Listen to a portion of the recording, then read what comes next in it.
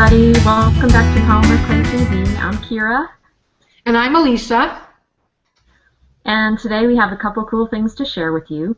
First of all, we want you to know that we have created a brand new space for our community. So if you're part of our online community called Crafty Link, you've got an invitation to come check out Polymer Clay Adventure, and we actually imported your username right into the new site. So you can go, if you're not in Crafty Link, come on over to polymerclayadventure.com and set yourself up a profile and get involved. And right on the main page there are some buttons for all the things that you can do. You can add photos, you can promote yourself if you're a seller, you can join our Polymer Clay Crew fun group where we talk about polymer clay. And now we have a brand new, really easy to use part of the site that's called Q&A, where you can ask a question and we will answer it. And then everyone can see the answers and vote on them and add their own 2 cents, so it's really cool. So come on and check out polymerclayadventure.com. Right. We'll still have lots of the features that we had on the other community, and that community is still there, but it will be going away because we're moving it over to where we have more control. And that's really the reason why we moved over, because one, you can be more organized with this new setup, because we want you to be able to find what you're looking for, because we know that was an issue at times. So this will be a lot better, and Kira's been working really hard behind the scenes to get it done and ready. So we're still going to be changing, so don't think everything's set in stone, and if you have any suggestions, we always appreciate them. So anyways, I wanted to tell you about our new kit, and I'm going to move you down here to my work surface. Let me get you lined up. I think that looks pretty good, right? And so I'm back in the studio today, so you'll see lots of purple. So anyways, this is what the kit's going to consist of. It's going to come with 2 bezels, and these are for pendants, and real cute. They're a nice weight, not too heavy, not too light, but real nice weight to them. And then there's a pair of filigree earrings, which are super cute, and we'll have photos on the website. And then it's going to come with a bracelet blank. And you'll also get the collage sheet so that you can mix and match and make anything you want. And you'll see us working with the collage sheet next week. But this week, I'm just going to show you how I made this bracelet with the polymer clay and give you a little tip on how you can make your bezel. So let me just move some of these things. I'm also going to be using like a little Kemper cutter, and this is the teardrop one. And once again, we'll put a link on the website so that you can find this on Amazon. They do have them on Amazon. So I'm just working with some copper clay today, and let me move this. And what I'm going to start with is show you how this is what's called a bezel, and it comes blank, so you can put whatever you want into it.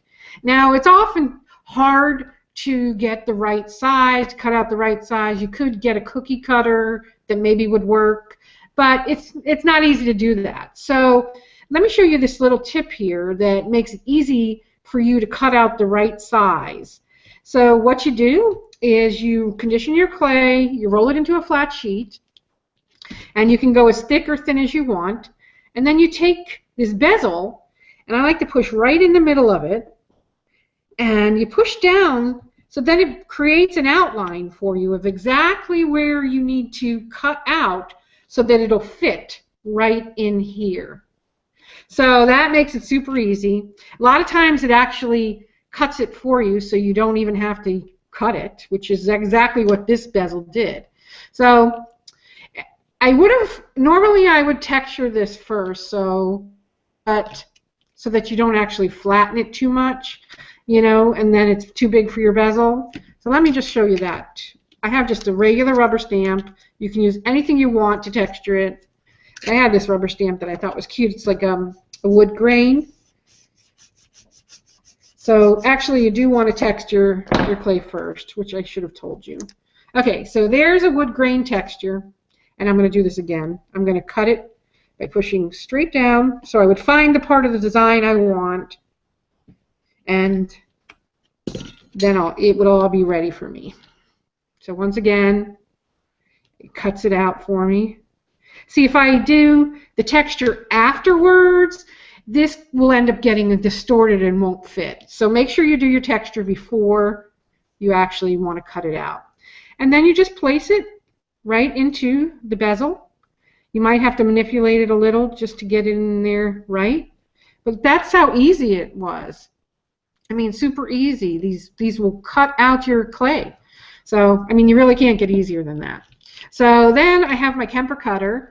And on this one here that I made, I think there was 12 little teardrops. So then I used the Kemper cutter to cut out my teardrops, and you could texture these if you wanted to, so do that texturing before if you decide you want to texture it, before you cut these out. So I'm not going to cut them all out. I'll do 3 so you can see what I'm talking about here. And then, see, I've placed these all the way around.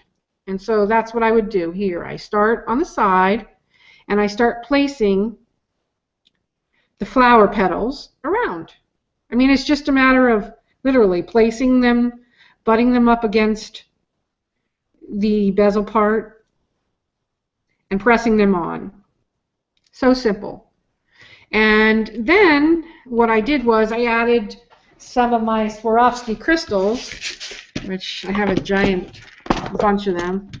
And they're organized well. I dropped this whole thing one time. What a nightmare that was. So you would get some little crystals of your choosing. And then to put those in, I actually took my poker, but you could use a knitting needle, and I kind of went and pushed it down like so. Oops, I just moved it. Push it back. Push it down so I made like a little indent. I'm not sure if you can see that. Yeah, there it is. See the little indent? So then I had a place to actually put my crystal down in there. So you can use tweezers if you have a hard time with it. And then you can use anything like the end of a pen or something to push them in. I usually take, that fun tack stuff that you can use to put posters on a wall, and I take a little dab of that and I put it on the end of an unsharpened pencil and pull it to a point, and then that makes a tacky little thing that you can use to pick up crystals and little things like that. There you go. That's a good tip. But if you can do it with your hands, you can just do it like this. But like I said, just make that little indent. It just makes it easier, and it kind of creates more of a flower petal thing. So just push it in. Just make sure it's in as well as you can get it. Now the thing is, I did have a couple of these pop out, of my crystals pop out. So what I did was I went and I put some gel medium glue in there and then put the crystal back in. And you might want to do that anyway. Sometimes it's better to pop your crystals out, put them in there before you bake it, and then pop them out. That way you have a more secure, hold in them. I just found that, that'll work. So there you have those, so that you can see how it's going to come together. And then I would continue around all the way around, which I'm not going to show you because I don't want to bore you. And then you can add something like pigments. Now this is a product called Inca Gold, and it's a metallic rub. It's kind of a waxy feel to it. It's pasty, but you hardly need any. You really don't need a lot. In fact, that might even be too much. And then I came back and just dabbed some onto the clay to kind of give it a little extra color. And if you could add more texture if you want. I mean, this is the thing. We're giving you the ideas so that you can run with it and make it your own. So you can do whatever you want. If you felt like you wanted to add paint, or you wanted to add powdered pigments because you wanted a more glimmery, shimmery kind of look, that's totally up to you. You can even color the metal. And you can do that real easy with ink. If you get a pigment ink, you could do it, or you could use a dye ink and do it. So it's that simple. And when you're done, you would bake it in the oven. This one I added a glass piece to. I had a glass piece that came out of my mom's collection, and I just pushed that right into it, and it adhered. I didn't have to pull it out or anything. In fact, I couldn't get it out. I tried to pull it out. So a lot of times the clay will adhere really well. to glass pieces. So that's something to think about, using glass pieces to really jazz up your items. So, and also the crystals add a really nice dimension to it. So there you have it. I will finish this one up and post a picture for you so you can see how that turned out in that color. But think about changing all colors and think about adding different textures, and you never know what you'll come up with. Which is what I did, I'm always, playing around and seeing what I like. And oh, I guess I should show you what it looks like on my wrist. And here you have. That's pretty, and they're adjustable, so they'll fit exactly everybody. Yeah, I'm no skinny mini, so I mean, my wrist is not small. Look at these man hands, okay? Seriously, my sister was looking at me one day and she's like, "Oh my God, you have dad's hands." I do. I have man hands, but so it'll fit all sizes. So you can just adjust it to whatever size you need. And I actually didn't need to adjust this one, so that was nice. But you can do some really cool things, and we hope you'll check it out. We will have the kit in the shop, and it's under the kit section. So look under kits. Just click on shop and then kits, and you'll find it there. There's a nice picture in there of all the different things that comes in it. So yeah, I think that's it for today. Kira told you about the community, and we'd love for you to join us. And it's going to be a Polymer Clay Adventure. This is not the big thing we've been telling you about it, but it has something to do with it. Hint, hint. So make sure to sign up, because that big thing is coming, and you'll want to be a part of it. Yep. So thanks for joining. Anything else, Kira, that you want to share about your move or anything?